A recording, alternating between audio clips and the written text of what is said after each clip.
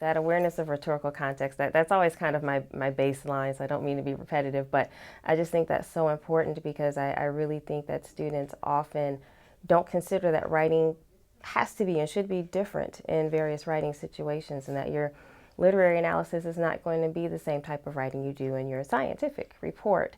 And so for students to go through that kind of meta process of thinking about their own writing, I think that is so key at this level, that they are able to transfer those skills, and reminding them that even though I'm giving them certain ideas in first year writing, that when they go into a history class or a psychology class, the expectations may be a little bit different. And here's how you can kind of transfer the skills that we're learning here to that situation.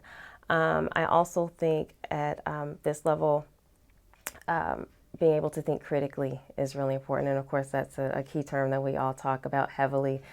Again, just being able to go beneath the surface, particularly thinking about research. That's so key now with technology. Sometimes students think that research equals go to Google and pull up the first 5 articles, and that's, academic research. And so with technology, it is tempting to want to go that route, but helping them to understand what credible and reliable resources are, I think that is really crucial for mastering writing at this level, because I always tell my students, the research should not control your paper. You control the resources, and so you're the one who's in charge, and you decide how they work and support or not support what you're saying, but they shouldn't take control of your paper.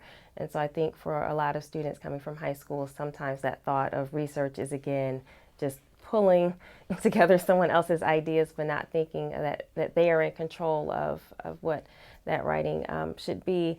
And I think the other piece as well is just making sure that they are thinking about their own strengths and weaknesses as writers. I think that being aware of the writing process in a kind of generic way, but then thinking about their own writing process and what works for them and what doesn't work for them in terms of different brainstorming strategies. It varies, from person to person. And thinking about their strengths and weaknesses, that they know, okay, one thing I have an issue with is, having a good introduction. So when I go through my draft, I know my introduction may be a little bit crazy, but that's okay for my draft.